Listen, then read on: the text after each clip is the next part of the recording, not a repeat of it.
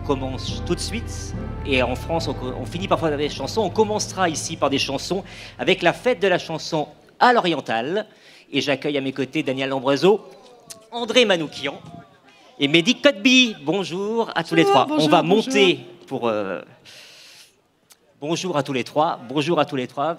Daniela, bonjour, vous merci. êtes une grande habituée du Festival Angoulême. Je vous ai vu sûr. faire de nombreuses interviews les années précédentes, mais là, vous venez présenter cette émission télé tournée à Marrakech. Moi, j'ai eu la chance de la voir avec des duos incroyables. Moi, revoir Khaled chanter avec Pascal Obispo, c'était mon bonheur et c'est pas le tout. Qu'est-ce qui vous a donné envie de faire cette émission-là, là-bas, et pourquoi là-bas, et comment vous l'avez créée? D'abord, je voudrais remercier Marie-France Brière qui est là et remercier le Festival d'Angoulême qui a invité le Maroc cette année et qui, du coup, nous a invités à projeter sur un grand écran dans une salle de cinéma, ce qui n'est qu'une toute petite émission de télévision qu'on voit d'habitude en tout petit, avec ce qu'on appelle un art mineur qui est la chanson, par rapport au cinéma, qui est un art majeur.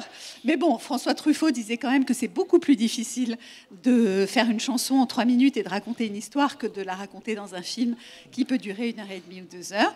En tout cas, je suis ravie d'être là. Je suis ravie de l'accueil qui a été fait à l'émission qui est en ce moment en projection. Et vraiment, c'était très agréable de voir avec la salle parce que les gens sont complètement captifs. On n'entend pas un bruit, donc c'est formidable. Personne ne part à la cuisine prendre un petit truc dans le frigo et tout. C'est génial. Bref, donc tout ça pour vous dire que cette émission s'appelle La fête de la chanson à l'Oriental. Elle m'a été inspirée par un très bel album que je vous invite à aller écouter sur n'importe quelle plateforme, qui s'appelle Mozart l'Égyptien. Et en fait, c'est un album qui a été fait il y a une vingtaine d'années et Mozart a été adapté à l'Oriental.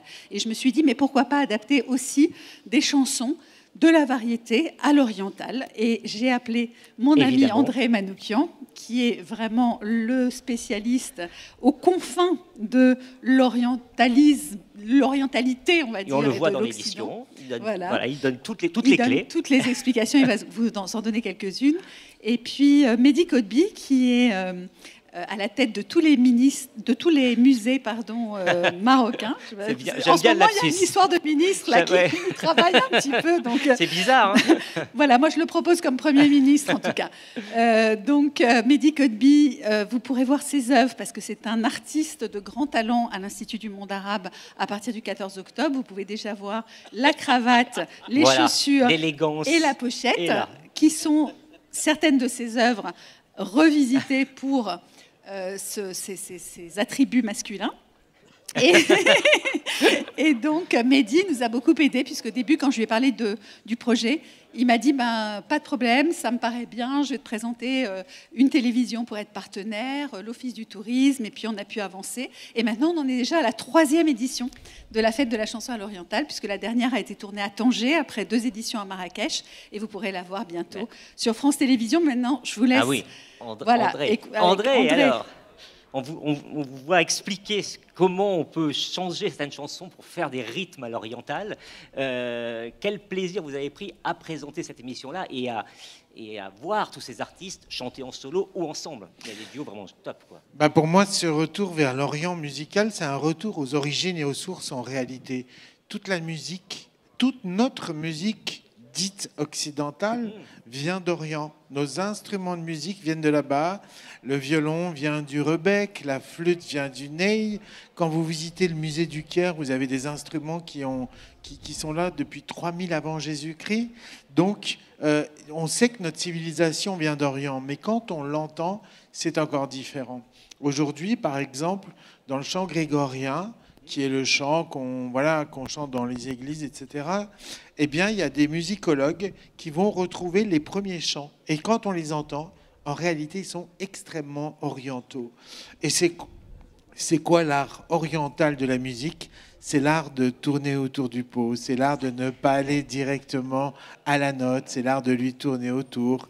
Je cite Debussy qui parlait d'arabesque. Tous nos grands musiciens français impressionnistes, à un moment donné au 19e siècle, ont cette envie de renouer avec une sensualité qui était un peu bridée dans nos églises, alors que les premiers chants chrétiens étaient extrêmement orientaux. Donc moi, j'aime bien faire ce lien, parce que ce n'est pas un lien artificiel.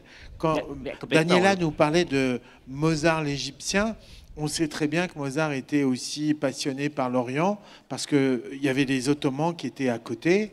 On sait que son opéra sur la flûte enchantée Ouais. est un opéra sur les francs-maçons, mais c'est aussi cette quête de l'Orient, mais d'un Orient spirituel. Bref, voilà. Alors, on est dans une émission de variété, on Oui, a des chanteurs. mais- Moi, je pars un peu en sucette, Ben oui, mais heureusement, ça, c'est bien. Daniela est là. Non, mais Je c'est voudrais ce qu'on juste aime. dire que Daniela à un et Laurie moment, Tillman qui commentent avec il part nous. souvent en sucette. Et un jour, moi je suis dans l'oreillette, et un jour il partait comme ça, et ça durait, ça durait. Et à un moment, je lui fais dans l'oreillette, on est en prime, André. Et là, il répète à l'antenne, on est en prime. Et donc, J'adore. voilà. Mais voilà, c'est André.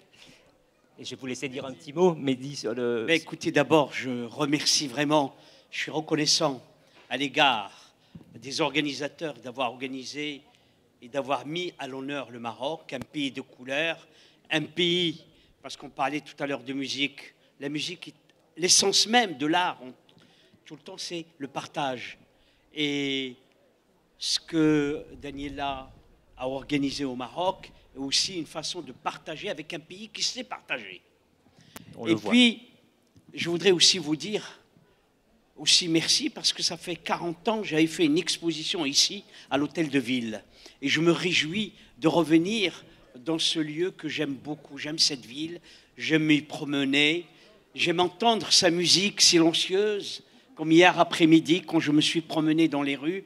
Donc je suis vraiment très très heureux et de montrer aussi et de mettre en évidence ce Maroc exceptionnel qui est à 2 pas de chez vous, mais qui est tellement proche au niveau du cœur, car nous savons, nous, au Maroc, parler au cœur des gens. Voilà. Ben, merci. C'est moi Merci qui à vous remercie. Je vais Merci vous encore je vais à vous. Je vais vous reprendre le micro. Vous avancez un petit peu pour les photographes. Moi, je m'écarte. Et donc, vous pourrez voir prochainement sur France 2 la fête de la chanson à l'orientale. Patrick Bruel, Pascal Obispo, Gims Raled, je l'ai dit, Vita. Un grand plaisir. Et André Manoukian qui a aussi signé des musiques de films pour Jean-Philippe Tuel, notamment Jean-Philippe. Et on devrait ensuite accueillir l'équipe du système Victoria qui a été présentée aujourd'hui hors compétition en avant-première. L'adaptation du livre d'Éric Reinhardt, dont on connaît aussi L'Arbre et les Forêts, qui avait été adapté récemment, un film avec Jeanne Balibar et Damien Bonnard, réalisé par Sylvain Desclous.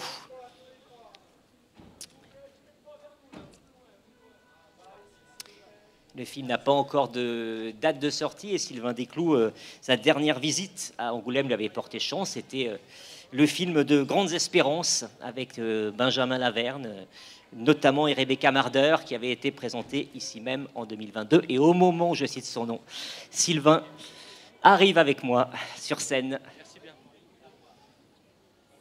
Bonjour Sylvain. Bonjour. Comme toujours, enchanté de te voir. Merci, Merci. d'être là.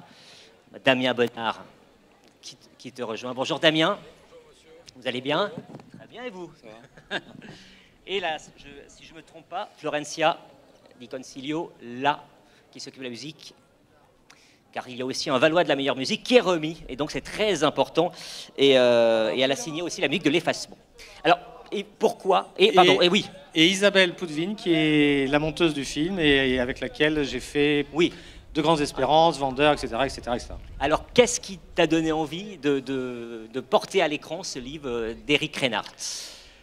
Qu'est-ce qui m'a donné envie? Dès que j'ai découvert le bouquin, j'étais frappé par 2 choses. D'abord, comment est-ce qu'il arrivait à raconter une histoire d'amour aussi puissante, sensuelle, sexuelle, en ouvrant la fenêtre sur des univers socio-professionnels bien particuliers et très singuliers qu'on ne voit pas souvent à l'image. Et puis la deuxième chose, c'était comment est-ce qu'il arrivait à inscrire ça dans un récit tendu, surprenant, et qui ménage l'attention du spectateur jusqu'au bout. Donc je me suis dit, évidemment, il y a un film à faire. Il y a le directeur des travaux d'une tour à la Défense. Ce directeur des travaux, c'est monsieur Damien Bonnard.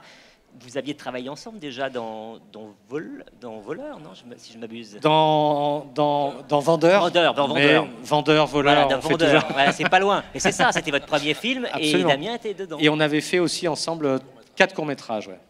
Alors Damien, quand il vous propose ce rôle, qu'est-ce qui fait que vous avez envie de devenir ce patron qui va avoir une folle passion avec le personnage que joue Jeanne Balibar? Une grande envie d'en chier.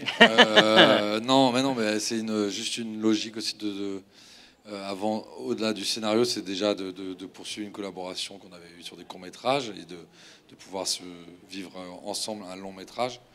Et avec les partenaires qui sont ceux qui sont du film, donc Jeanne et Cédric Apieto et d'autres.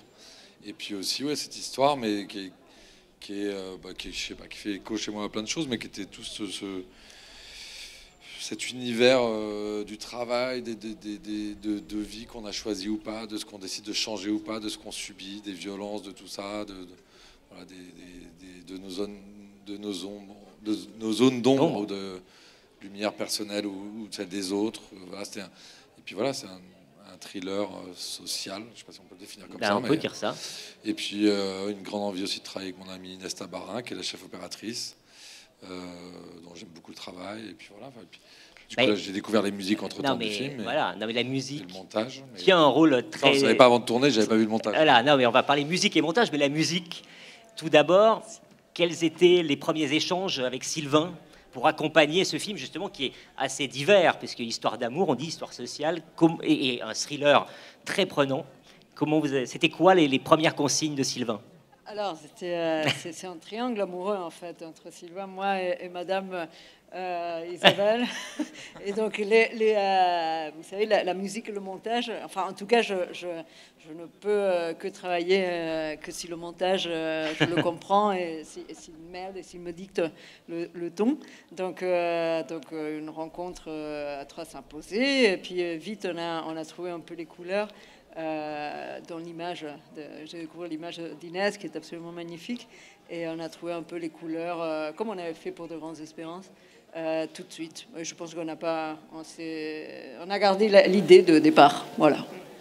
Et le montage alors, est-ce que à force de faire autant de films avec Sylvain, on a presque plus besoin de se parler? Ou non, au contraire, plus on se connaît, plus on a besoin de se parler? Non, ni l'un ni l'autre. Il y a une grande complicité maintenant, je pense, et on a un langage évidemment le commun qui est de plus en plus affiné, et voilà, je pense que le travail on est que plus plaisant et plus fort aussi, voilà. Et puis c'est un grand bonheur de travailler avec Sylvain, une grande fierté, et là c'est un casting magnifique, voilà. Damien, Jeanne Balibar et tous les autres aussi qui sont vraiment, voilà, il y a un équilibre dans le casting qui est formidable. Et avec Florencia, voilà, le travail a commencé sur De Grandes Espérances, et j'espère va continuer longtemps. On espère aussi, parce que ça fonctionne vraiment. Sylvain, je voulais parler de Jeanne Balibar. Est-ce que tu as écrit en pensant à elle, ce personnage de cette super... comment dire, patronne de multinationale, quoi, qui représente vraiment le libéralisme dans ce que ça peut avoir de plus terrible et de plus fascinant aussi? Alors non, j'ai pas écrit en pensant à elle, mais j'ai écrit en me disant mais bon sang, mais qui pour jouer ce personnage? Et puis plus j'écrivais le scénario, et puis plus le personnage de Victoria se dessinait, et plus je me disais mais c'est impossible à trouver. Elle est trop mille facettes, drôle, cynique, puissante, enfin voilà. Et à un moment donné, on s'est posé avec la directrice de casting, quand même, on a commencé à réfléchir, et Jeanne est arrivée comme une évidence, parce qu'au fond, je pense qu'il n'y avait qu'elle pour pouvoir endosser avec autant de panache, d'aisance et de plaisir ce personnage qui est vraiment scandaleusement libre, et qui nous agace autant qu'il nous émeut et qu'il nous touche. Merci à tous les quatre. Je vais vous prendre le micro et vous inviter à vous avancer un peu pour les photos. Et encore bravo pour ce très bon film qui, pour l'instant, n'a pas encore de date de sortie. Coécrit avec Laurette Polmans, dont on pourra voir demain une autre des collaborations au scénario, puisque c'est elle qui a coécrit Vivre, Mourir, Renaître de Gaël Morel, qui a aussi écrit Maria, le film sur Maria Schneider. Je vous laisse avancer. Très bonne soirée à vous.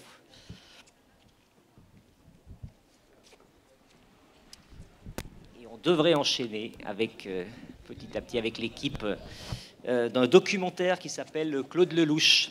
La vie en mieux. Claude Lelouch, La vie en mieux, c'est ce qu'on s'est tous dit un jour ou autre en regardant un film de ce grand enfant de 86 ans, parce que c'est ce que ce documentaire exprime, réalisé par Élise Baudouin, coécrit avec quelqu'un qu'on connaît bien ici à Angoulême, et si vous écoutez RTL, vous connaissez par cœur, qui est Stéphane Boutsock, le monsieur cinéma de RTL, avec Amandine Stelletta, qui est la monteuse de ce film. Alors, il n'y a pas de chabadabadabada pour arriver, mais ça, on n'a pas travaillé assez, on n'est pas assez fort.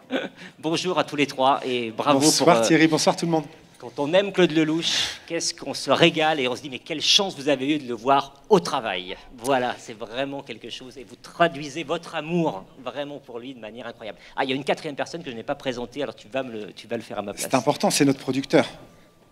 Michael Gage de Brainstorm. Voilà. Très important. Bravo pour avoir produit. Alors racontez-moi comment est née l'idée de ce documentaire à tous les deux. Toi, tu connais un petit peu Claude Lelouch, mais alors, voilà, pas beaucoup. C'est le point de départ. Et en juin, me semble-t-il, 2023, j'apprends que Claude Lelouch va commencer le tournage de son nouveau film, qui est supposé être le dernier, qui s'appelle Finalement. Comme toujours. Comme toujours. Et moi, connaissant Michael, donc, je vais le voir en disant, voilà, on a la possibilité de pouvoir aller sur le tournage de Claude. Allons-y, on verra ce qu'on en fait. Donc, on met ça en route. On s'invite sur le tournage plusieurs fois. Alors, c'est un tournage de Claude Lelouch, donc il se réinvente du jour au lendemain. Bien sûr. Et puis après, à travers ce tournage, on se dit, et si, au-delà de faire une sorte de making-of du nouveau film, on racontait les autres tournages de Claude, donc 50 films, à travers ce nouveau film.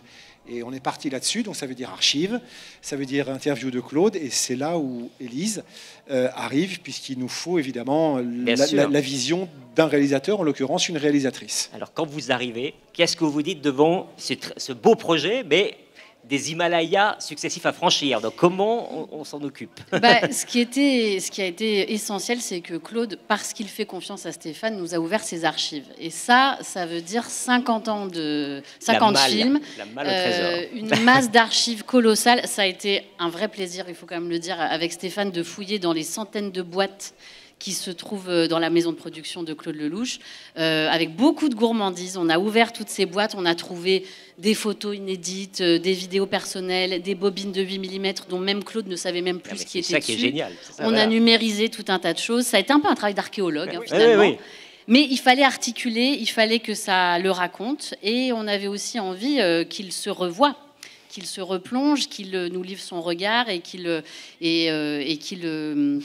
réexplore ce passé d'une façon un peu différente, parce que c'est un homme qui s'est déjà beaucoup raconté, déjà à partir de son cinéma.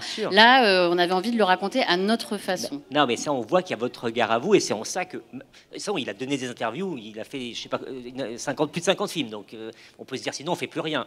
Et vous, votre regard, je trouve, est très pertinent, mais il y a tout un travail de montage pour essentiel, tout ça, parce que des doigts de fée d'Amandine Stelletta. Voilà, une fois qu'on a sorti tous ces trésors, plus que les trésors d'interviews actuelles, comment est-ce qu'on construit ça et qu'on arrive à faire ça en aussi peu de temps en termes de durée? C'est vertigineux. Il faut déjà se dire attention, il ne faut pas se perdre dans cette matière-là. Voilà. Mais en fait, ce n'est pas juste 50 films, Claude Lelouch. C'est quelqu'un qui a été filmé par son papa quand il était tout bébé, tout petit. Donc en fait, c'est 80 ans d'images, 80 ans d'archives de vie, d'archives historiques, parce qu'il a quand même traversé la guerre, d'archives de films, de making-of. Effectivement, c'est vertigineux parce que voilà. Mais ce qui a été absolument merveilleux, c'est de mélanger tout ça pour ne raconter qu'une seule histoire et en faire une vraie cohérence. Et on n'est plus dans le documentaire, on n'est plus dans la fiction, on raconte une histoire avec des images qui racontent toutes la même chose, au fond. Moi, c'est ça que j'ai trouvé absolument passionnant. J'avais une dernière question au producteur. Vous, votre rapport à Claude Lelouch, est-ce que vous avez un Claude Lelouch favori? C'est une bonne question. C'est-à-dire qu'au départ, moi, je suis comme beaucoup de gens, je pense. Je connais les grandes œuvres, que voilà, Un homme et une femme, Itinéraire d'un enfant gâté, et quelques autres, mais j'ai vraiment découvert un artiste, finalement, et juste pour passer par cet angle-là, la première fois qu'on le rencontre, enfin que Stéphane me présente Claude Lelouch, il s'apprête à tourner, à commencer le tournage de Finalement, donc son dernier film, et il nous dit, il dit à Stéphane, tu sais, nous, en fait, on s'amuse, quoi, on est des gamins, en fait, on est là, on se marre. Et bon, moi, j'écoute ça, je me dis, bon, il raconte un peu la fabule, voilà, et puis, en tout cas, il raconte la belle histoire. Et sur le tournage, une fois sur le tournage, on se rend compte que c'est tout à fait ça, que c'est vrai, que quand ça commence à tourner, il a l'œil qui pétille, il a une énergie incroyable, il a 86 ans quand même, et il prend un bonheur évident à diriger, c'est le patron quand même sur le tournage, mais avec une fluidité, une gentillesse qui transpire. Et donc ça, c'est quelque chose, c'est ça finalement, ma réponse à votre question. C'est-à-dire, Claude Lelouch, c'est cette âme d'enfant et ce goût pour le cinéma et pour la vie. Et j'espère que c'est ce qui transparaît dans le doc. C'est ce qui transparaît. Merci beaucoup. Je vais vous reprendre le micro et vous inviter à vous avancer sur ce tapis bleu pour les photos. De rien. Le documentaire, il a été projeté ici, mais ce sera le 15 novembre sur France 5 et à ne pas rater. C'est vraiment, si vous connaissez Lelouch, vous apprendrez des choses sur lui et si vous l'aimez, vous l'adorerez en voyant ce film. Et finalement, le prochain film de Claude Lelouch, lui, est présenté à Venise, à Deauville et sortira le 13 novembre. C'est étonnant, juste 2 jours avant votre documentaire. C'est pas mal fait.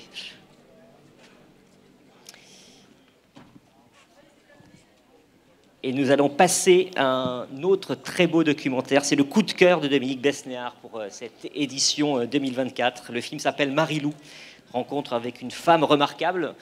Et il y a 2 femmes remarquables dans ce film. Marie-Lou Marini, qui en est l'héroïne, et celle qui l'a filmée, qui s'appelle Sandrine Dumas. Voilà, c'est son 2e long métrage. Et vraiment, documentaire plus un portrait amoureux. Absolument magnifique. Merci à toutes les 2 d'être là. C'est un grand plaisir pour moi de vous recevoir. Et merci à vous, c'est un grand plaisir. Voilà. Non, mais c'est nous. À vous de nous recevoir. Sandrine, alors, c'est difficile de dire qu'est-ce qui vous donne envie de faire un portrait autour de Marie-Lou Marini, parce que quand on l'a vu jouer, on se dit, mais évidemment qu'on va faire un portrait sur elle, mais c'est quoi quand même le déclic qui fait que vous avez envie de vous y aller? C'est la confiance qui existe entre nous, liée à des années de conversation autour du théâtre et du jeu. On a joué ensemble. D'accord. Et comme vraiment le cœur du film, au-delà de Marie-Lou, c'est le travail, qu'est-ce que ça veut dire d'être un acteur sur scène, une actrice. On a vu tant de spectacles, on a tellement parlé de ça que tout d'un coup, il m'a semblé nécessaire de prendre la caméra et d'essayer d'attraper des choses du théâtre qui sont si difficiles à filmer, si ingratement montrées, voilà. Et donc d'arriver à faire du cinéma avec du théâtre. Non, mais c'est ça qui est exceptionnel. Quand on a vu les pièces d'Alfredo Arias et qu'on vous a admiré, de vous voir là, nous, on est comme spectateurs, on a l'impression de vous côtoyer. Voilà, d'un seul coup, vous êtes descendu du piédestal. Pour moi, quelqu'un qui est vraiment une héroïne de théâtre. Je vous le dis, Marie-Lou. Je vous le dis. D'abord, il n'y a pas de piédestal. Mais il y a le plateau, c'est notre lieu de liberté et de travail. Et je crois que c'est ça que Sandrine a capté si délicatement et si sensiblement, comme elle dit, à cause de notre intimité, des connaissances et d'amour du métier, mais aussi par sa sensibilité et pour ne pas rendre solemne l'acte poétique que c'est l'acte de jouer. Donc quand vous en a parlé pour la première fois de ce documentaire, c'était un oui immédiat et enthousiaste? Ou c'était un « est-ce que tu es sûr ?» Non, je lui dis « allons-y, on fera le chemin ensemble. » Et le chemin a été long puisque j'ai filmé pendant 6 ans. Non, mais c'est ça. Et Marie-Lou ne savait pas, et moi non plus. Non, mais aucune j'imagine. De nous deux ne savait que ça durerait ce que ça a duré. Et pourquoi ce temps-là? Et qu'est-ce qui fait qu'à un moment, on se dit « bon, ben voilà, pour ce film-là, c'est terminé. Peut-être que j'en ferai un autre, mais sur là, c'est terminé. » Le mieux est l'ennemi du bien. Quand est-ce qu'on s'arrête? En fait, quand j'ai commencé à filmer, j'ai vite compris qu'il me fallait plus de matière autour du travail. Et puis, un spectacle amenait l'autre. Et puis, il y a eu cette folie qui s'est appelée le Covid, qui a aussi allongé les temps. Et à un moment, Marie-Lou, dans le film, quand je m'a dit, mais dans ces cas-là, tu peux me filmer jusqu'à ce que je meure. J'avais dit oui. Et je me suis dédiée en me disant non, je veux partager. Ah, c'est ça qui est. Et dernière question. Le film a été présenté cet après-midi. Vous l'avez. Oui. Comment s'est passée la rencontre avec le public d'Angoulême qui aime tous les cinémas. Qu'est-ce qui s'est, voilà, comment vous avez vécu cette projection? C'est toujours un plaisir de montrer le film. C'est une vraie joie qu'il soit un coup de cœur ici parce que vraiment, je sais combien Dominique Besnéard aime les acteurs, aime les actrices et que donc il ait pointé ce film-là qui est sur le travail d'acteur. Ça m'a touchée beaucoup et j'ai l'impression que les gens étaient très émus par le film.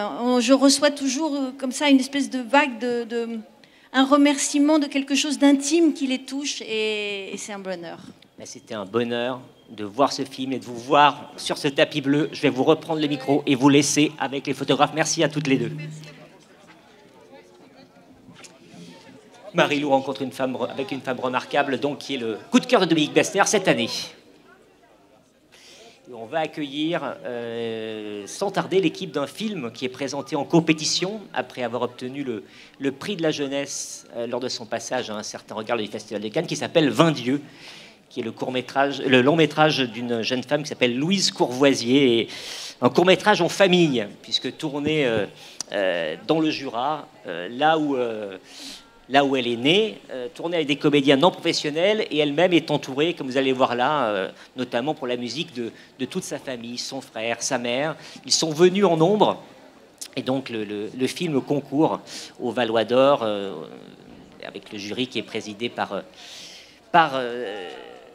cette année Christine Scott Thomas, et aussi au Valois du public, puisque le public doit voter. Voici l'équipe qui va arriver tout entière à mes côtés.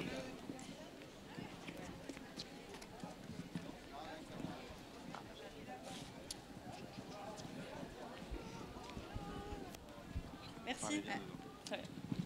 Alors je prends mes fiches parce qu'ils vont être très nombreux.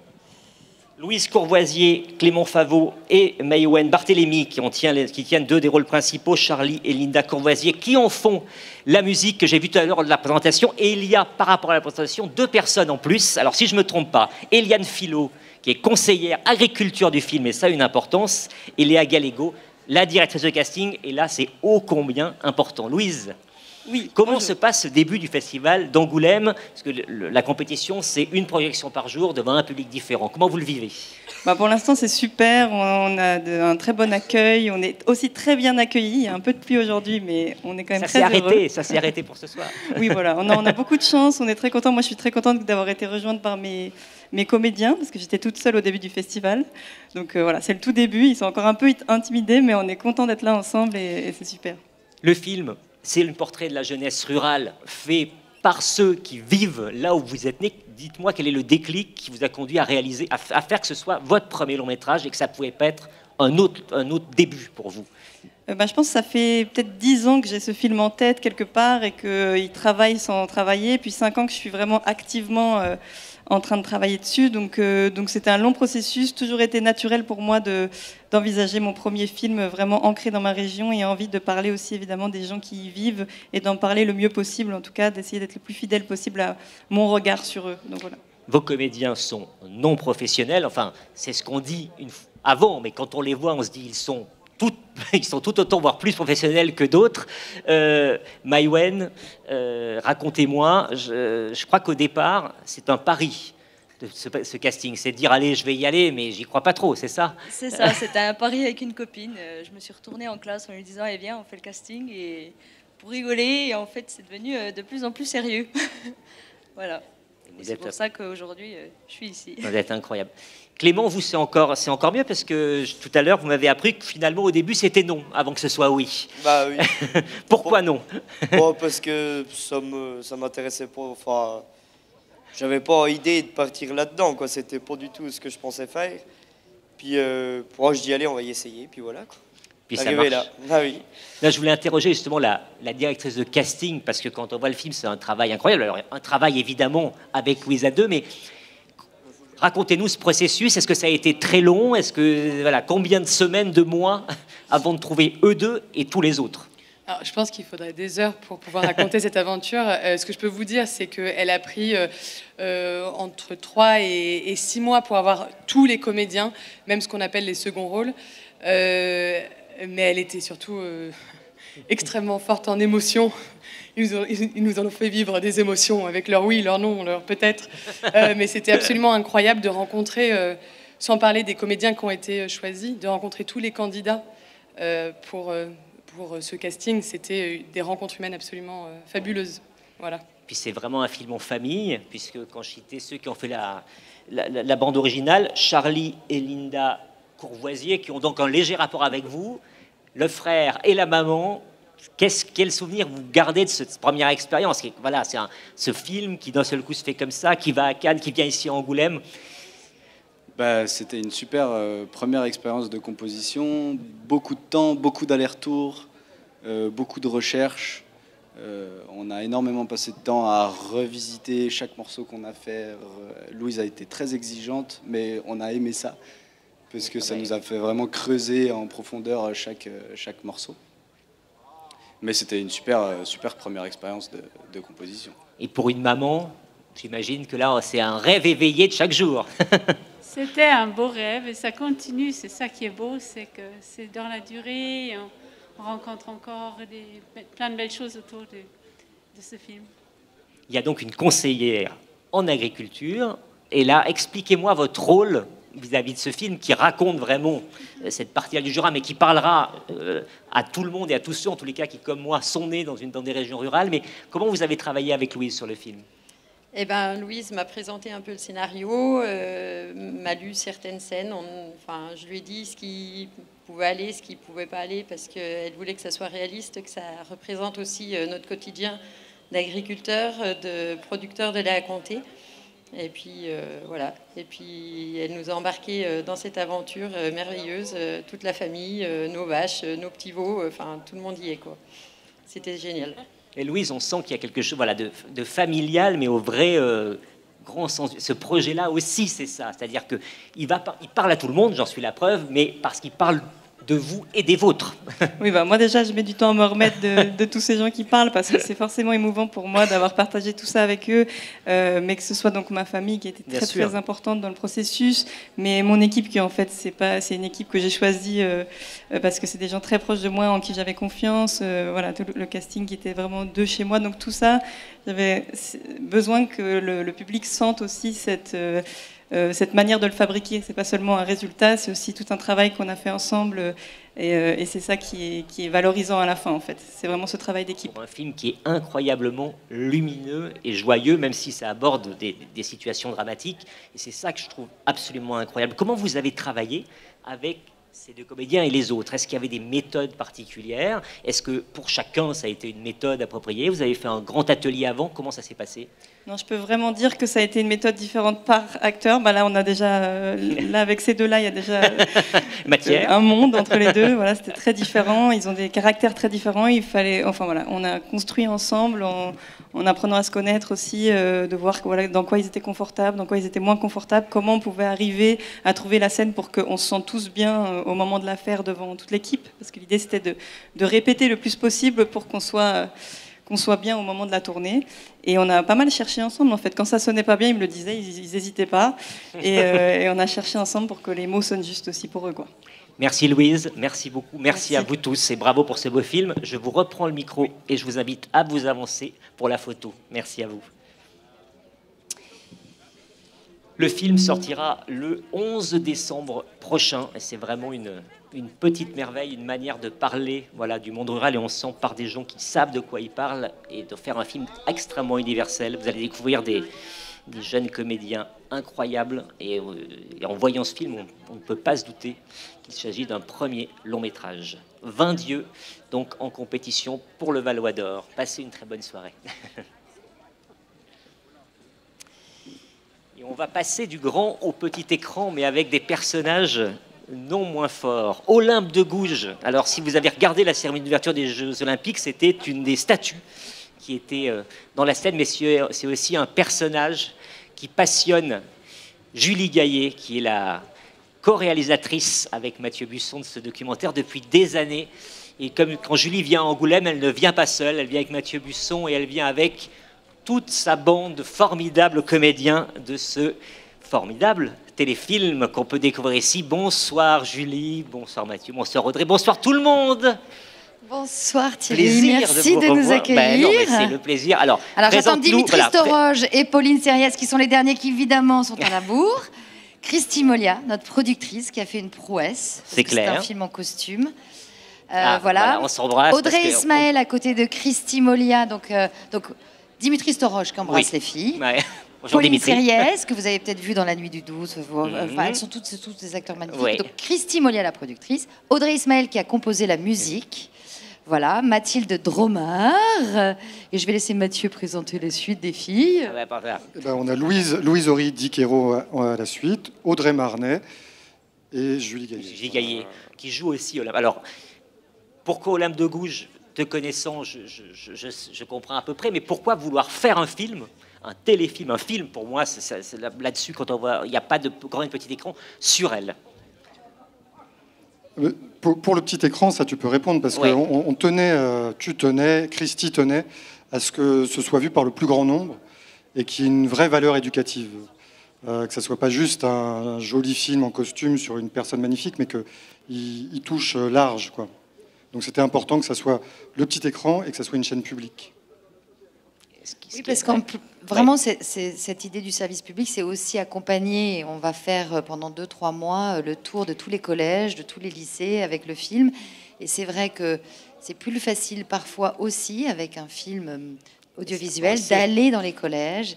Et plus compliqué aujourd'hui parfois pour les collèges et les lycées de prendre des bus, d'aller au cinéma aussi. Donc c'était une façon de pouvoir faire cette grande tournée avant la sortie dans tous les collèges et les lycées. Oui, et puis Olympe de Gouges, qui est bien, c'est un nom qu'on connaît, et grâce à ce téléfilm, moi j'ai appris plein de choses. Alors je crois que c'est la seule femme qui a à l'Assemblée nationale son buste depuis 2016, voilà. En face de Jaurès. C'est la seule femme qui a un buste à l'Assemblée nationale.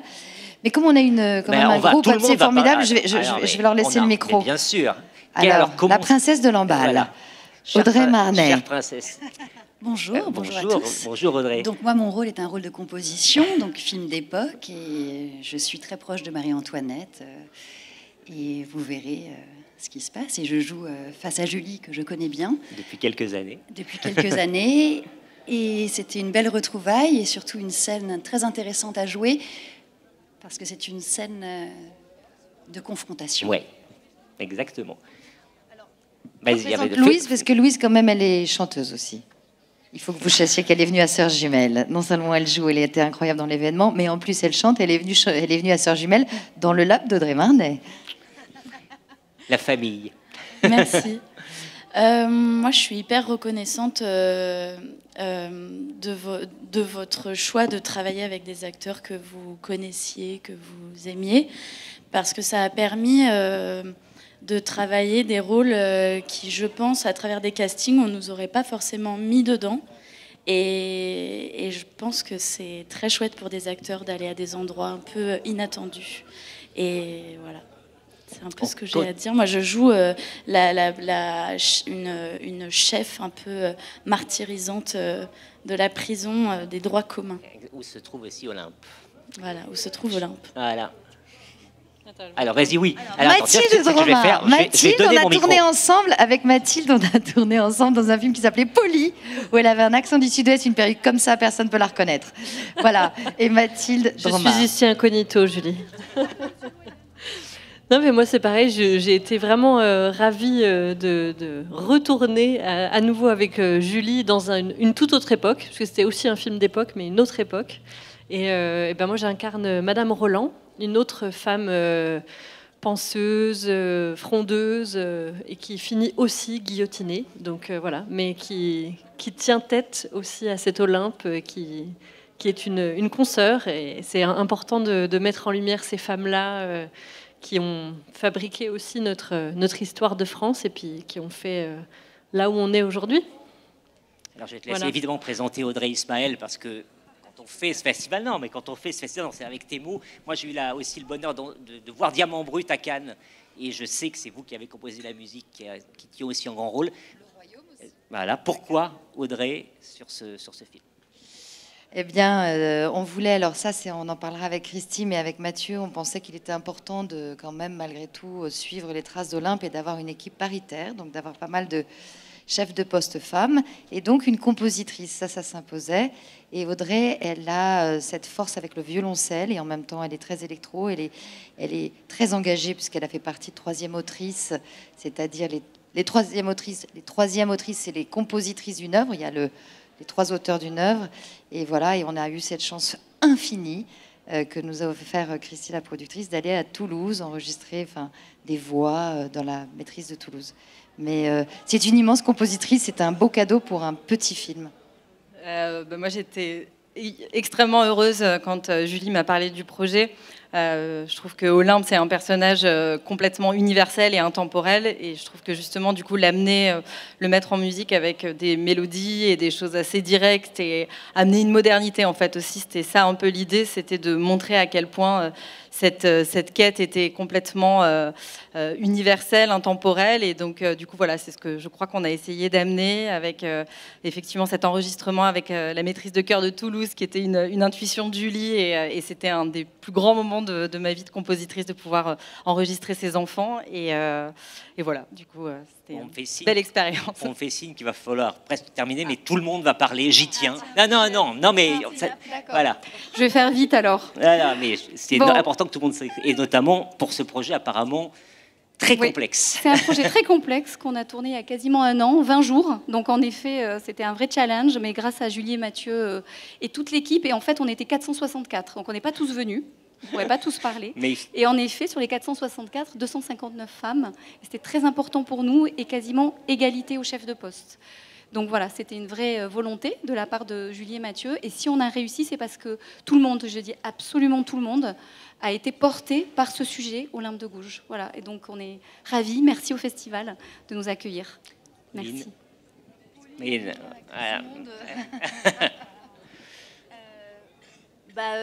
Voilà. C'est toujours dur à la fin. Mais c'est encore pire sans question. Mais non, mais juste dire que je suis super contente moi d'avoir pu participer à ce film, et que effectivement, je crois que c'était le cas de tout le monde sur ce projet. C'est ce qui a permis de le faire malgré des conditions pas forcément faciles, mais ça nous tenait tous à cœur, tous et toutes à cœur, de raconter cette histoire. Et je suis très heureuse d'y avoir participé. Et merci à Julie et Mathieu pour leur passion et la manière dont ils nous ont emmenés là-dedans, et à Christy aussi. Et Dimitri, qui est le porte-parole des personnages masculins du film merci. Ce soir. Voilà, toujours trop fort. Non, mais qu'est-ce que je peux ajouter après tout ça? Non, j'aimerais revenir sur le... Non, déjà, c'était nécessaire et très intéressant de faire ce film sur Olympe de Gouges, parce que même si tout le monde connaît son nom, en fait, j'ai réalisé, mais moi aussi, à quel point on savait peu de cette femme, et comme de beaucoup de femmes qui ont fait beaucoup de belles choses. Donc c'était formidable de faire ça. Et j'aimerais revenir sur le... Personnellement, je crois que c'est un des tournages les plus doux que j'ai fait. C'est en partie dû, je crois, à cette parité et au choix évidemment des intervenants, mais c'est quelque chose de très important, et il faut vraiment, je crois, continuer dans ce sens-là. Merci Dimitri. Voilà. Merci à vous. Je vais vous reprendre le micro, et je vais vous laisser tous et toutes vous avancer pour la photo. Voilà. Olympe, une femme dans la Révolution, diffusion en février ou en mars 2025, mais projetée ici même au Festival d'Angoulême.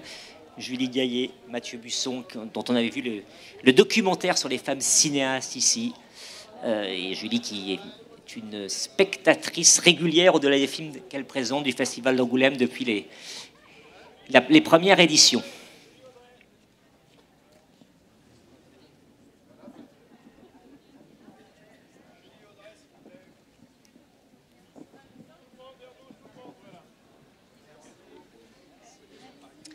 Très bonne soirée à vous. J'étais ravi de vous voir tous. C'est bien de voir une équipe.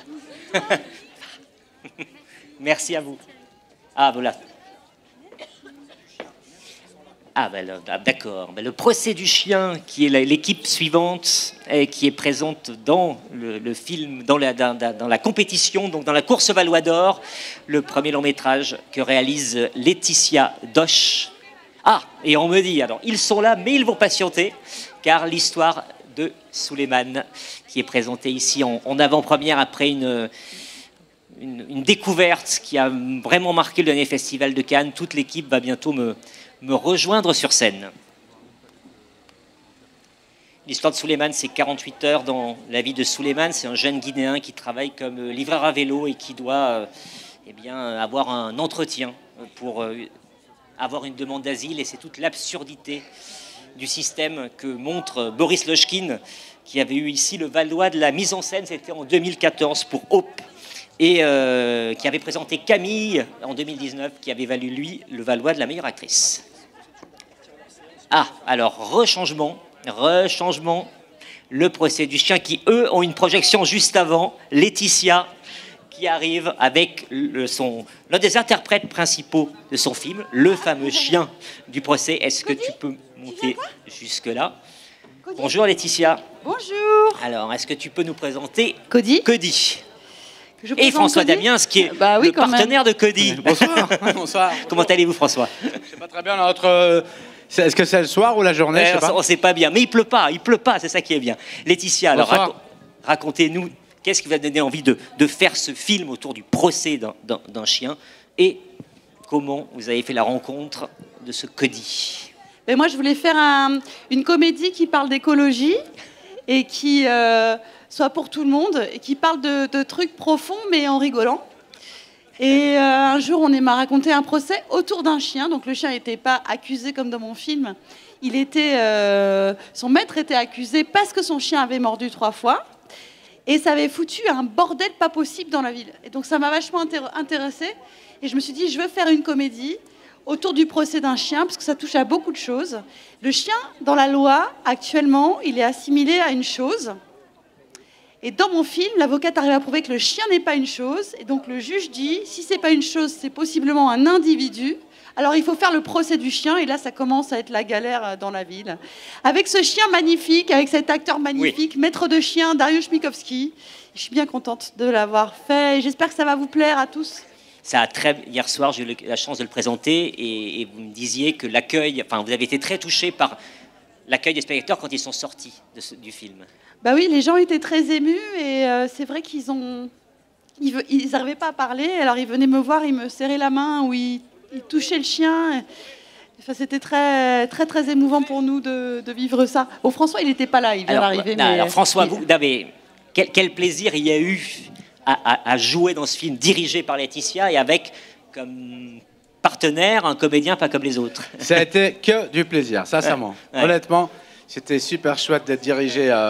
Bon, déjà, j'aime bien diriger par des femmes, mais quand vous avez des femmes du calibre de Laetitia, c'est encore plus jouissif, entre guillemets. C'était super agréable, c'était du vrai plaisir. J'ai adoré l'histoire, j'étais content de retravailler avec Laetitia. Bien sûr. Et puis la Suisse, l'histoire, et puis tous les copains, les copines qui jouaient sur le film. Je ne vais pas dire copains-copines, parce que c'était vraiment on a fait que rigoler, et j'ai défendu, quoi. Mais je vais vous laisser aller à la projection de votre film. Je vais vous reprendre le micro. Vous n'avez pas une question pour le chien? Est-ce que vous pouvez les faire parler? Non, je suis mauvais en chien, mais voilà. Vous n'avez pas une question pour Julie, plutôt? Ouais, c'est sûr. Si vous avez une question pour le chien, comment tu te sens d'avoir travaillé avec moi, mon chien? T'es content? Très content? Et François Damiens, tu l'aimes bien? Bon. On n'aura pas mieux. Ça va. C'est la meilleure conclusion. Allez, merci beaucoup. Bonne soirée. Au revoir. Merci. Et je vous laisse avec les photographes. Le film sortira le 11 septembre. On l'avait découvert à Cannes dans la section Saint-Regard. Et il passe donc ici à Angoulême tous les jours, comme tous les films de la compétition en course pour le Valois d'Or. Le dresseur, c'est Manuel Thomas, de ce chien Cody. Et hier, lors de la présentation, Laetitia a expliqué que c'est un chien qui était plus Patrick Devers que Christian Clavier. Voilà, vous allez pouvoir le constater très vite en salle. Et je les avais annoncés tout à l'heure, une autre équipe va me rejoindre. Le film n'est pas en compétition, mais c'est vraiment, moi, un de mes coups de cœur de cette édition. L'histoire de Souleymane, donc Boris Lochkin, je disais, qui à chaque fois qu'il est venu, ses films ont été récompensés. Et Abou Sangaré, qui est l'incroyable comédien qui est dans ce film. Donc l'histoire de Souleymane, j'invite tous les deux à me rejoindre. C'est un grand plaisir de vous recevoir. Merci beaucoup déjà. Merci pour la beauté, la puissance de ce film. Boris, j'ai résumé le film tout à l'heure, mais quelle a été l'envie de raconter cette histoire-là, qui est une histoire tellement importante, mais en faisant du cinéma, en faisant un suspense absolument incroyable qui dépasse, qui transcende le film, entre guillemets, un sujet. Je pense que tout le monde connaît les livreurs, mais on les croise sans les croiser. On les croise à travers l'application, on leur dit bonjour, merci, jamais rien de plus, parce qu'eux sont pressés, et voilà, et que tout est organisé pour qu'on ne se rencontre pas. Donc vraiment, l'idée de ce film, c'est ces gens qu'on voit sans les voir et qu'on croise sans les rencontrer. Faisons une expérience, passons 1h30 avec Souleymane dans les pas d'Abou Sangaré, et cette expérience peut-être va changer notre regard, peut-être va être une vraie expérience de l'humanité.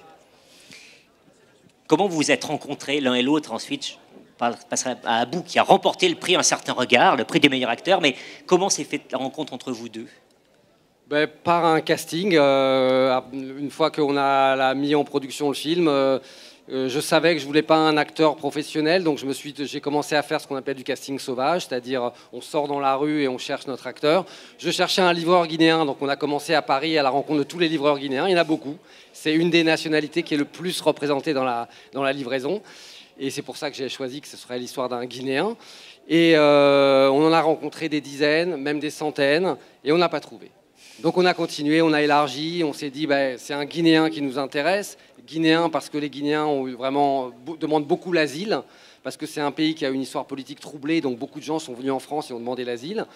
Et donc à travers des associations ou à travers des gens qui avaient des gros comptes Facebook, on a fait passer nos annonces, on a reçu plein de propositions. On a fait venir encore des dizaines et des dizaines de gens à notre petit bureau de casting. Et puis on ne trouvait toujours pas à Paris, donc on s'est décidé à partir en province. Et c'est comme ça qu'un jour, on est arrivé à Amiens, où une association qu'on avait contactée, avec laquelle on avait échangé pas mal, nous avait préparé le terrain. Il y avait 25 jeunes Guinéens ce jour-là, parmi lesquels Abou Sangaré. Abou, c'est un film qui vous parle, j'imagine, puisque votre situation est très proche, encore aujourd'hui, peut-être, et en tous les cas au moment du tournage et de la présentation à Cannes, de ce que vit votre personnage. Racontez-nous. Bonsoir à tous. Alors, de ce que j'ai vu dans ces projets, c'est ça? Est-ce que vous pouvez préciser la question? Oui, je voulais savoir, quand on vous propose ce rôle, qu'est-ce qui vous donne envie d'y aller? Est-ce que c'est parce que ce rôle vous parle, ce personnage vous parle à vous? Alors, ce qui m'a poussé à faire ces projets-là, c'est ce que Boris vient de parler. Pour moi, j'ai trouvé ces projets comme un projet de l'humanité, un projet qui réunit les gens. Du coup, je me suis dit, pourquoi pas effectuer ces projets, et en plus, c'était bien. Voilà. Comment vous avez travaillé avec lui? Alors, dans un premier temps, on a eu des répétitions de la livraison, on a eu des répétitions sur le scénario, et ensuite, ça a commencé. Comment est-ce que vous avez travaillé avec lui? C'est-à-dire, est-ce que c'est un travail très en amont? Est-ce que c'est au jour le jour où on adapte? Non, on a beaucoup travaillé en amont, effectivement. Ce que j'ai pas forcément fait sur mes autres films, mais là, on s'est donné vraiment le temps de faire beaucoup de répétitions avec lui, avec tous les acteurs, parce que à part Nina Meurice qui joue la dernière scène du film, on n'a que des acteurs non professionnels, et donc il fallait un temps pour que tous rentrent dans le film, rentrent dans les scènes, se familiarisent avec le fait d'être filmés. Voilà, donc c'était un temps pour eux pour devenir comédiens, mais c'était aussi un temps pour moi pour apprendre. Ça, c'est toujours dans les deux sens. Pour moi, quand je travaille avec des acteurs non professionnels, ça veut dire qu'il y a un temps de répétition pour en faire des acteurs, parce que quand ils tournent, ils sont des acteurs. Mais c'est aussi un temps pour moi pour apprendre davantage sur le sujet que j'explore, sur les personnages que j'ai écrits, mais qui sont peut-être pas forcément encore complètement bien incarnés. Et je sais qu'eux vont amener quelque chose d'eux-mêmes, de leur manière de parler, de leur manière de bouger. Et on va faire les scènes, et je sais que leur manière de faire les scènes sera plus juste que la manière que moi j'ai imaginée. Donc on a fait tout ce travail de répétition pendant une grande partie de fin juin, une grande partie de juillet et encore en septembre, et j'ai réécrit en fait entièrement le scénario en prenant, voilà, ça changeait pas l'histoire, ça changeait pas la dramaturgie du film, mais en réécrivant tous les dialogues, en réécrivant à partir de ces interprétations où je voyais comment les scènes allaient marcher avec eux, pour que ça devienne vraiment leur scénario, et au premier chef évidemment le scénario dans lequel Abou Sangaré allait être chez lui. Est-ce que vous avez tout de suite été chez vous? Est-ce que la caméra a tout de suite été apprivoisée, ou est-ce qu'il a fallu un ton? pour s'y faire? Alors, pour répondre, c'est tout ce qui est de caméra, des choses, je pense que c'est le réalisateur qui Oui, mais doit ça ne vous répondre. effraie pas, ça ne vous a pas effrayé? Non. Peur, la caméra? Ouais. Non, pas du tout. Non. Enfin, j'avais déjà effectué quelques vidéos, du coup, ça ne m'a pas gêné. La présentation à Cannes, la découverte du film là-bas, le prix que vous avez obtenu, comment est-ce que vous avez vécu ça? Voilà. Alors, dans un premier temps, c'était dur pour moi, c'était émouvant. C'était la première fois aussi que j'assiste à des événements aussi pareils. J'étais ému et à la fois content parce que voilà, quand on effectue un travail et qu'on a des résultats comme ça, à la fois on est ému mais content. J'étais content, oui. Et vous, la présentation là-bas, parce que, comme je disais, ça a été un des événements, enfin, les gens ressortaient particulièrement émus. Comment on le vit quand on est réalisateur, qu'on a déjà fait des longs métrages, mais est-ce que voilà, c'était vraiment super, c'était vraiment très très très fort. Parce que bon, on a remporté 2 prix à Cannes, plus ce qu'on appelle les prix périphériques, donc en fait 4-5 prix. Donc ça c'est super. D'avoir des prix à Cannes, c'est super.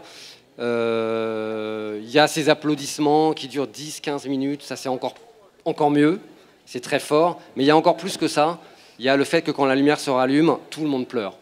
Tout le monde, et les visages sont tordus, les gens sont comme des madeleines, ils n'arrivent plus à parler. Et ça, pour moi, on triche pas avec ça. Parce que aujourd'hui, il faut applaudir tous les films, on mesure l'applaudimètre, on mesure est-ce que c'est 7 minutes, 9 minutes ou 12 minutes, mais ça n'a plus aucun sens.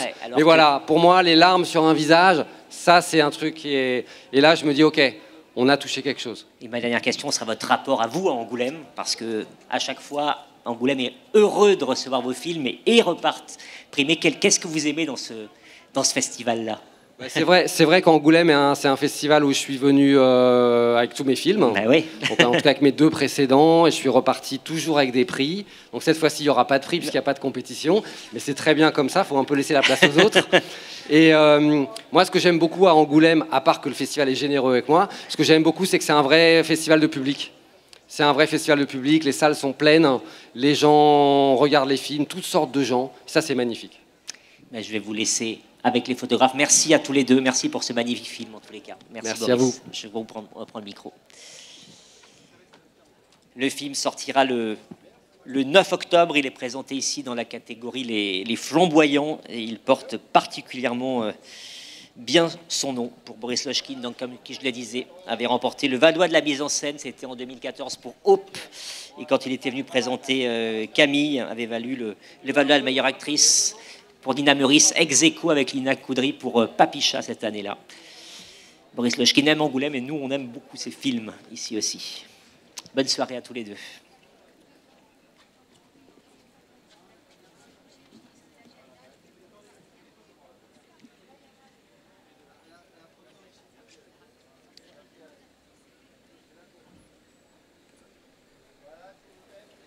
S'apprête à... Alors, je n'ose plus dire qui va arriver, mais normalement, j'attends l'équipe de Mikado, qui devrait être là. Et non, la bonne surprise. Je vois Nabil Ayouch arriver. Nabil Ayouch et Angoulême, c'est aussi une grande histoire d'amour. Bienvenue, Nabil. Everybody loves Touda, le combat et la volonté d'une femme, une chicate, de conquérir son indépendance et liberté à travers l'Aïta et un chant populaire marocain et un voyage à Casablanca. Nabil, merci d'être là. Bonjour. Et plaisir, bonjour bonsoir Thierry. à ta comédienne, sublime comédienne dans ce film, vraiment. Alors Nabil, première question. Ton goût pour les portraits de femmes est connu. Pourquoi avoir voulu raconter l'histoire de Touda? Et peux-tu en dire plus sur moi, le Chikat, c'est ça? Chikat. Voilà, raconte-moi la genèse de ce film. Alors, j'ai toujours trouvé que ces femmes, les Chikhat, incarnaient quelque chose de très fort, de très beau et très puissant dans la société marocaine, ce qu'elles génèrent, ce qu'elles procurent dès qu'elles commencent à se déployer avec leur corps, avec leur voix surtout.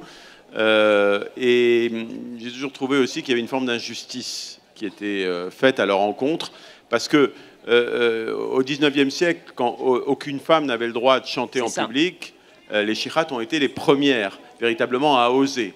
Et pas chanter n'importe quoi, chanter certes des récits épiques, des combats contre tous les potentats locaux, mais aussi elles ont été les premières à chanter le corps, le désir, l'amour, ce qui était hautement subversif et transgressif à l'époque.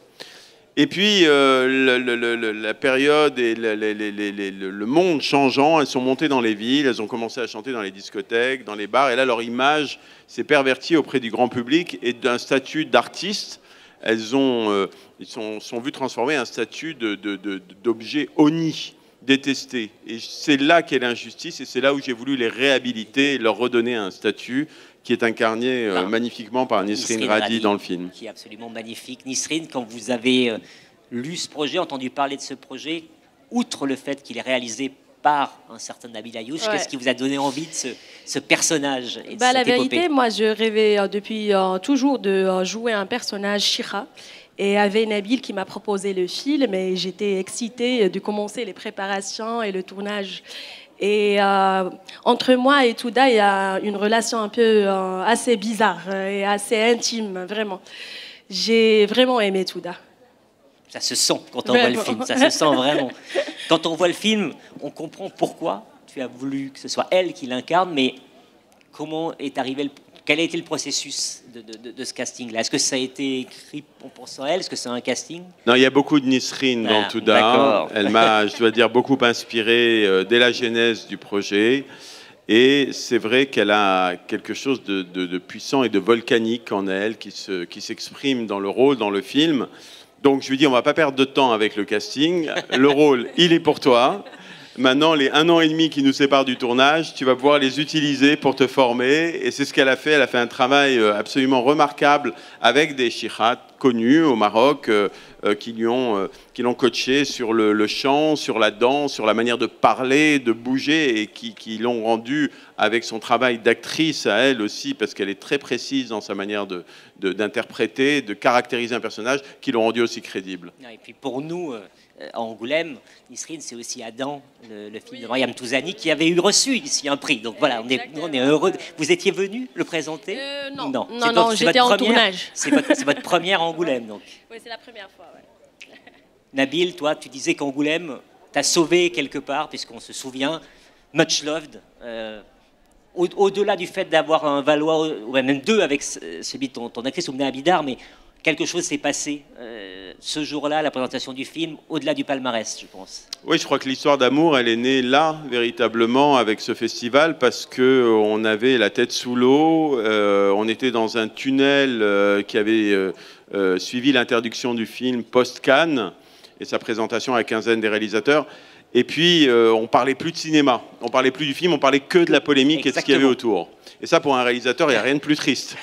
C'est horrible. Donc, en venant à Angoulême, j'ai pu reparler cinéma, reparler du film, le remettre au centre véritablement du débat et de ce que j'avais envie de dire, de raconter. Il se trouve ensuite, comme tu l'as dit, effectivement, que le film a gagné le Valois d'Or, l'actrice a gagné, elle aussi, le prix d'interprétation.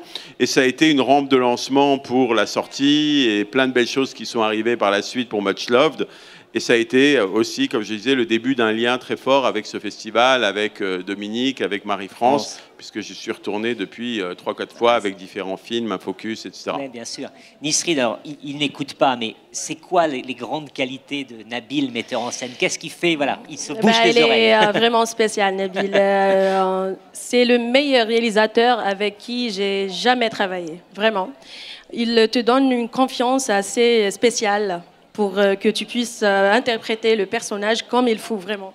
C'est quelqu'un qui est très bien, humainement et artistiquement. Moi, je l'aime beaucoup, vraiment. On l'aime beaucoup, on l'aime beaucoup. Alors, il se trouve que Nabil, pour ceux qui connaissent ton cinéma ou qui le connaissent mal, 3 de tes films sont projetés dans le cadre de l'hommage au cinéma marocain. Ali Zawa, Les Chevaux de Dieu et Much Love dont on parlait. Quand tu as appris que Angoulême faisait comme ça cet hommage au cinéma marocain, quelle a été ta première réaction? Alors, il y a 3 longs métrages et il y a aussi un petit court métrage, je le précise. Je ne le connaissais pas, en effet. Qui est mon premier court métrage, donc c'est forcément toujours émouvant, hein, un premier court métrage. Ça s'appelle Les Pierres Bleues du désert. J'avais 21 ans à l'époque et c'était avec un jeune Marocain de France, des Yvelines, qui avait 15 ans, qui s'appelle Jamel Debbouze. C'était son premier rôle au cinéma. Donc, et que j'ai présenté d'ailleurs tout à l'heure. Je trouve que c'est une riche idée de rendre hommage au cinéma marocain, parce que c'est une cinématographie qui ne fait que se déployer d'année en année. Il y a une jeune génération qui est là, qui pousse, qui a des choses à dire, qui l'exprime. Il y a de plus en plus de réalisatrices femmes au Maroc. Et puis il y a des acteurs, des actrices d'un haut niveau, et parmi lesquels leur plus grande représentante, en tout cas avec nous, c'est Nisrine. Donc c'est une richesse, une pluralité des regards, des points de vue qui, me semble-t-il, méritaient d'être honorés. Je suis très heureux que le Festival d'Angoulême ait pensé à cet hommage. Oui. Pour vous, quand on dit cinéma marocain, qu'est-ce qui vous vient à l'esprit? C'est comme si on disait cinéma français. Je suis marocaine et actrice marocaine de formation et de cœur. Donc, pour moi, le cinéma marocain, maintenant, il est sur la route d'être très bien élevé. Et vraiment, j'ai de la chance d'être marocaine et que je travaille sur ce pays. Qu'est-ce qui vous avait donné envie de devenir comédienne? C'était des films que vous aviez vus? C'est des cours de théâtre que vous aviez pris à l'école? Les cours surtout à l'école. J'ai commencé le théâtre à l'âge de 6 ans. Et puis j'ai adoré le théâtre et je rêvais d'être une actrice de cinéma. Et puis quand j'ai rentré à l'ISADAC, c'est l'Institut d'art dramatique, j'ai travaillé sur Tennessee Williams, qui était vraiment proche théâtre-cinéma. Et c'était ma formation. J'ai rentré avec Tennessee Williams et j'ai sorti mon projet de fin d'études, c'était Tennessee Williams aussi. Donc j'ai suivi Tennessee Williams. Il y a pire, il y a pire, il y a pire. Non, c'est pas mal. Voilà. Moi, ce que j'apprécie beaucoup, Nabil, dans tes films, c'est évidemment leur dimension politique, leur dimension romanesque, et c'est la qualité de ta direction d'acteur et d'actrice. Comment est-ce que ça a évolué depuis le premier court-métrage? Je lui parlais avec Jamel, parce que moi, je connais des réalisateurs qui peuvent avoir peur, parce que finalement, on fait un film quand tout va bien tous les 2 ans, donc on ne parle pas forcément aux acteurs. Et toi, tu sais parler aux acteurs. Moi, j'aime leur parler, j'aime les écouter aussi, surtout. Je trouve que la direction d'acteur commence par l'écoute. Et je viens, tout comme Nisrine, du théâtre. Alors, pas au Maroc, pas à Rabat, à l'Institut qu'elle a fait, mais à Paris, avec Sarah Boréo, Michel Grandval. Pendant 3 ans, je me suis formé à la méthode Stanislavski et j'ai aimé être sur les planches. Sauf qu'à un moment, je trouvais que j'avais trop de pudeur pour arriver à me mettre à nu en tant qu'acteur. Et petit à petit, j'ai glissé vers l'écriture, vers la mise en scène. Et j'ai pris beaucoup de plaisir à le faire, tout en gardant cet amour, cette passion pour les acteurs et les actrices. Et tu travailles, tu fonctionnes par des répétitions, tu fonctionnes ou des lectures simplement, parce que pour arriver à moi, ce que je suis à chaque fois frappé, c'est une espèce de naturel de gens qui ont cette puissance-là. Mais est-ce que pour en arriver là, c'est comme le patinage, ça paraît tellement simple, mais il y a, j'imagine, une complexité du parcours. Alors j'ai les anesthésies. Ah, ben voilà, merci de me le dire. Avec un pendu, je leur dis oubliez tout. Oubliez tout ce que vous avez appris, oubliez tout du personnage, oubliez tout de l'incarnation et soyez avant tout ce que vous êtes. Alors, il n'y a pas de recette miracle, et je crois qu'en fonction de chaque acteur et chaque actrice, évidemment, il y a une forme de direction d'acteur. Je travaille beaucoup avec des acteurs non professionnels aussi, et j'adore ça, j'adore aller piocher, creuser en profondeur pour aller rechercher ce naturel et cette vérité, cette authenticité. Après, je dois dire que quand je rencontre des actrices comme Nisrine, c'est un peu plus simple pour moi en termes de direction. Merci à tous les deux, Nisrine et Nabil. Je vous laisse avec les photographes, je reprends le micro. Et c'est ce soir, donc, le film en avant-première dans toutes les salles du CGR. Profitez bien.